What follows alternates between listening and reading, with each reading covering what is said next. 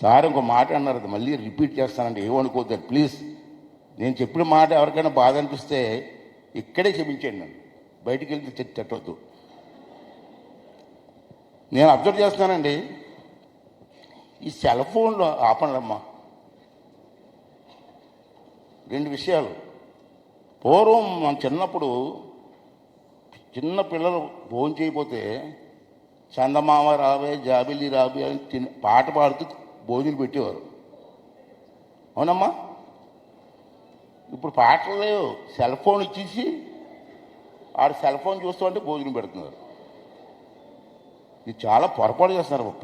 ప్రేమను పెంచాలి అక్కడే, తల్లి ప్రేమ అక్కడే కనబడుతుంది. సెల్ ఫోన్ చేసి తీసేసి ఇప్పుడు తినిపించేస్తున్నారు అంతే నోట్లు పెట్టి. మనం మా ఫ్రెండ్ ఇంటికి భోజనం పిలిచాడు హైదరాబాద్లో. భోజనానికి వెళ్తే రాత్రి 10 అయిపోయింది, భోజనం పెట్టలేదు నాకు. ఇది భోజనానికి పిలిచారు, భోజనం పెట్టలేదు ఏంటని నేను ఆలోచించి ఆకలేస్తుంది. ఆయన పిలిచి రే ఏంటో 10 అయిపోయింది భోజనం పెట్టలేదు, ఉండరా వంట అవుతుంది అన్నాడు. 10 గంటలు వంట చేయడం అన్నాను. నేను చొరవ తీసుకుని వంటగదిలోకి వెళ్ళాను. నేను చెల్లెమ్మని పిలుస్తున్నాను. అమ్మ చెల్లెమ్మ అని వంటగదిలోకి వెళ్ళాను. ఆవిడ ఏం చేస్తుంది అసలు వంటగదిలో?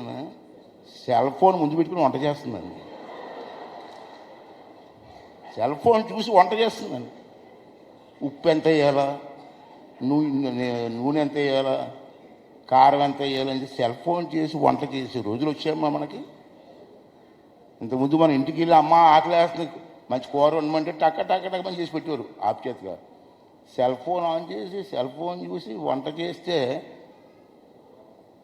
రుచి పచ్చి లేకపోతే తింటున్నాం. భార్య చేసింది వంట బాగోదు కదా. బాగుందండి అంటే చాలా బాగుందండి, చాలా బాగుందండి. రెండోదమ్మా నేను కోరేది ఏంటంటే చిన్నపిల్లలకి చదువుకున్న టైంలో సెల్ ఫోన్ ఇవ్వకండి. చాలామంది ఎడిట్ అయిపోతున్నారు. సార్ ఇందా చెప్పింది మంచిగా, ట్రైన్లో వెళ్ళినా సెల్ ఫోనే, బస్సులో చూసినా సెల్ ఫోనే, తెగ మాట్లాడేస్తారు మా గంటలు. గోదావరి ఎక్స్ప్రెస్ ఎక్కుతాం మేము, హైదరాబాద్ వెళ్ళాలి తెలవదు, రాత్రి 1 గంట కూడా సెల్ ఫోన్ మాట్లాడుతుంటారు కూర్చొని. ఏం మాట్లాడతారు, ఎవరితో మాట్లాడతారు ఏడో తెలియదు. ఎమర్జెన్సీకి అవసరం అంతే. పిల్లలకి అలవాటు చేయకండి అమ్మా ప్లీజ్. రాబోయే తరానికి కాబోయే నాయకులు అవుతారు, పెద్ద వాళ్ళు అవుతారు పిల్లలు. వాళ్ళు చదువులు పాడు చేయడానికి వీల్లేదు. దయించి సార్ చెప్పింది కరెక్ట్ పాయింట్, దాన్ని పాటించండి. నేర్పండి, చదువులు నేర్పండి.